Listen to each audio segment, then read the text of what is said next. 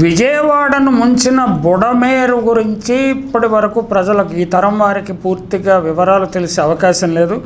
ఆ వివరాలు తెలుసుకోవాల్సిన అవసరం ఉన్నది. ఈ వివరాల గురించి శీలం శేషురెడ్డి అనే ఆయన సమగ్రమైన సమాచారాన్ని పంపించారు. ఆ సమాచారాన్ని మీ దృష్టిలో పెడతాను. అంటే ప్రజలకు ఇరిగేషన్ ఇల్లిటరసీ చాలా ఎక్కువగా ఉన్నది. అంటే ఈవెన్ హైలీ ఎడ్యుకేటెడ్ వాళ్ళలో కూడా, బాగా చదువుకున్న వాళ్ళు కూడా ఇరిగేషన్ అనేది సెపరేట్ సబ్జెక్టు, జలవనరులు అనేది సెపరేట్ సబ్జెక్టు. ఆ సబ్జెక్ట్స్ గురించి అవగాహన ఉండదు.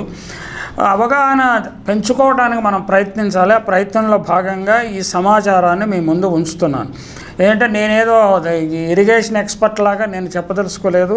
నేను చెప్పదలుచుకున్నది ఏంటంటే ఆయన శేషురెడ్డి గారు పంపించిన సమాచారం చాలా యూస్ఫుల్గా ఉంది కాబట్టి ఆ సమాచారాన్ని మీ ముందు ఉంచుతున్నాను. ఇందులో బుద్ధిజీవులు, ఆలోచన పరులు ఈ సమాచారాన్ని తప్పకుండా తమ స్పృహ అనండి, లేకపోతే చైతన్యం అనండి, పెంచుకోవడానికి ఉపయోగించుకోవచ్చు. ఎక్కడో ఖమ్మం, కృష్ణా జిల్లాల సరిహద్దుల్లో కొండ ప్రాంతంలో పుట్టింది బుడమేరు.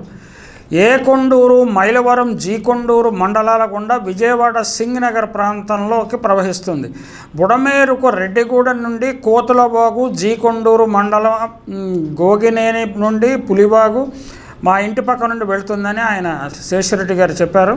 మునగపాడు మా గ్రామం, ఆయన గ్రామం మునగపాడు నుండి భీంవాగు, సిహెచ్ మాధవరం నుండి లోయవాగు, గడ్డమణుగు లోయ ప్రాంతం నుండి దొర్లింతల వాగు ఉపవాగులో ఉన్నాయండి. దీని మీద ఆయనకి సమగ్రమైన సమాచారము, అవగాహన ఉన్నట్లుంది. కాబట్టి ఈ సమాచారం మరింత విలువైన సమాచారంగా మనం భావించాలి.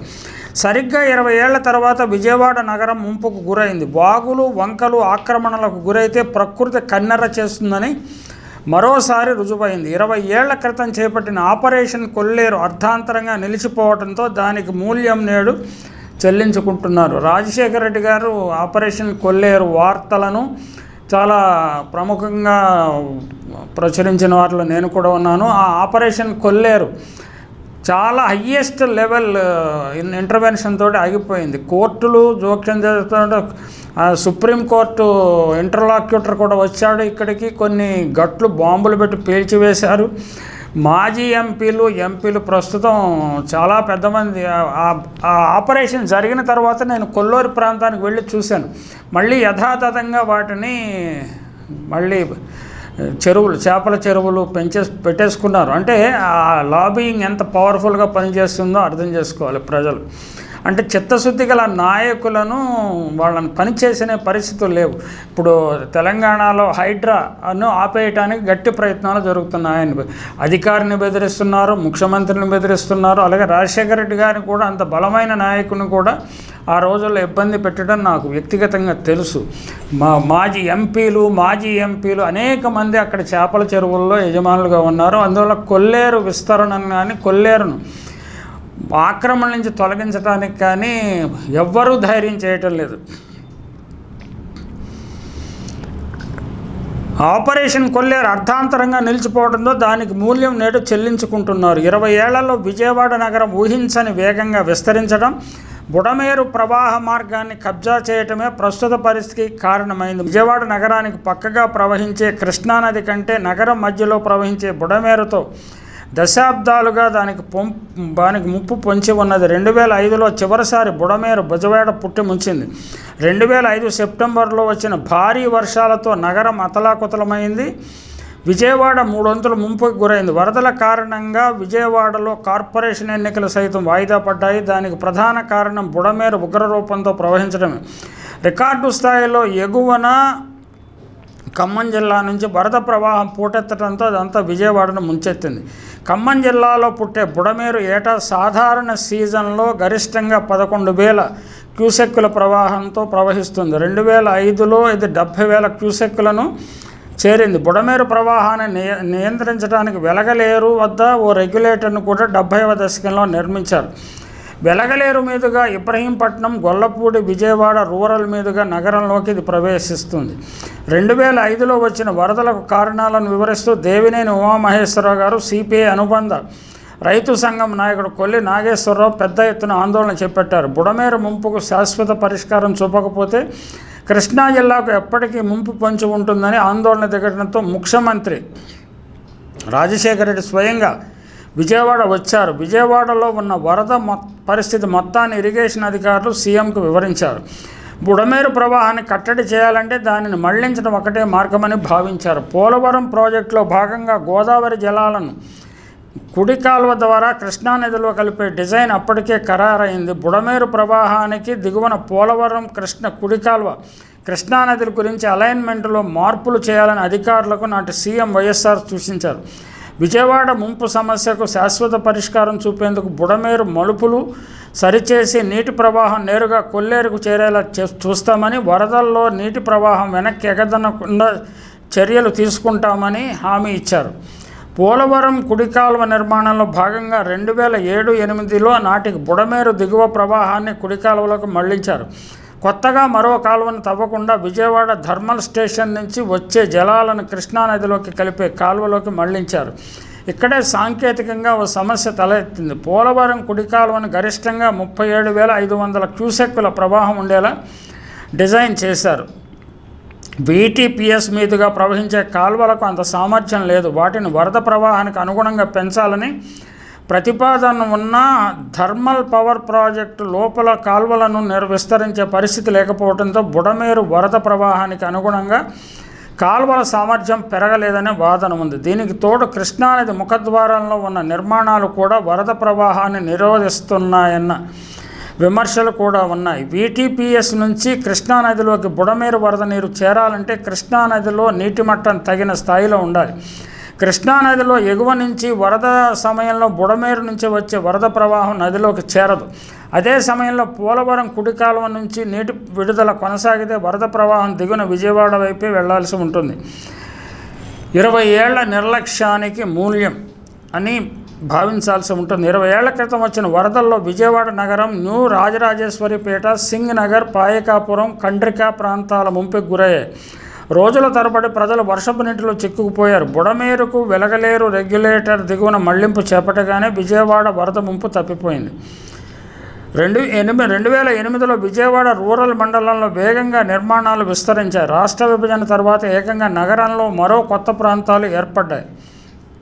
విజయవాడ సెంట్రల్ నియోజకవర్గం పరిధిలో న్యూ రాజరాజేశ్వరిపేట ఎక్స్టెన్షన్, నందమూరి నగర్ వంటి ప్రాంతాలు విస్తరించాయి. అంతకుముందు అదంతా బుడమేరు పరివాహక ప్రాంతం అనే సంగతిని పూర్తిగా విస్మరించారు. అంటే బుడమేరు పరివాహక ప్రాంతంలో రాజరాజేశ్వరి ఎక్స్టెన్షన్, నందమూరి నగర్ వంటి ప్రాంతాలు విస్తరించాయి.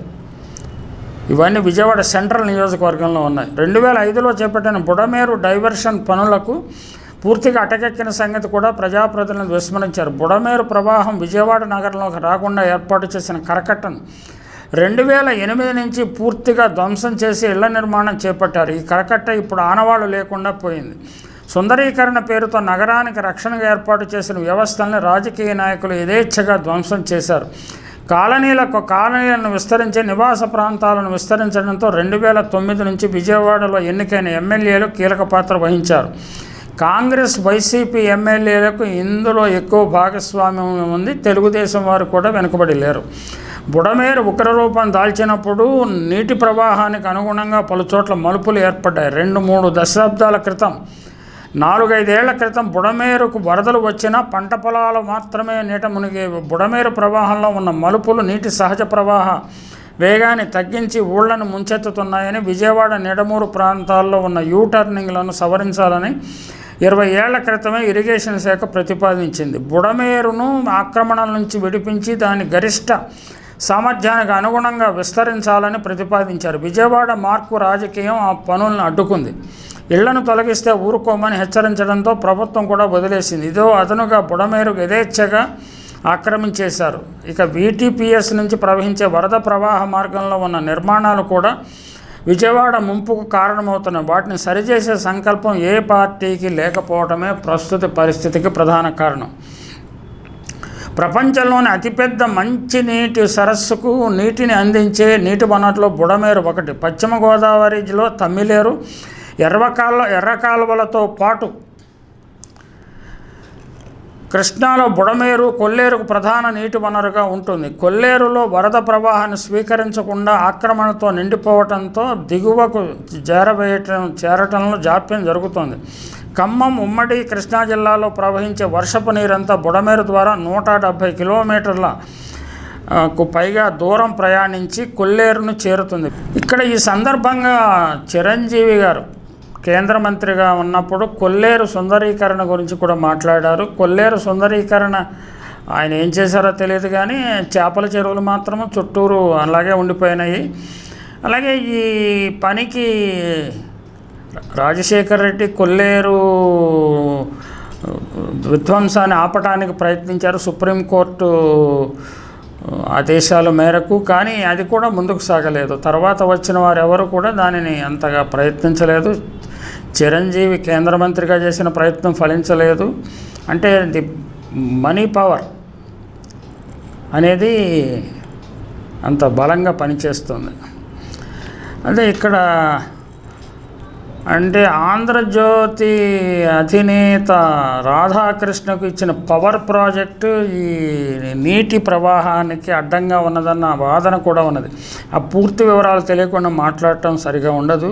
కాకపోతే అందరూ అంటే కర్ణుడి చావుకి 6 కారణం అయినట్లు బుడమేరు వరద వచ్చి దీనిని ముంచెత్తడానికి ప్రధాన కారణం అందరు చేతిలో ఉన్నాయి. అందులో టీడీపీ, వైసీపీ, కాంగ్రెస్ నాయకులు అందరూ ఉన్నారన్న విషయాన్ని గమనించాలంటే ఇంజనీరింగ్ ప్రొఫెషనల్స్ మాట వినకుండా రాజకీయ నాయకులు మాట విలువ ఎక్కువైపోవటంతో పరిస్థితి ఈ విధంగా తయారైంది. ఈ పరిస్థితిని చక్కదిద్దడం ఇప్పట్లో సాధ్యం కాదేమో. మరి రాజధానిని అక్కడే నిర్మిస్తాను,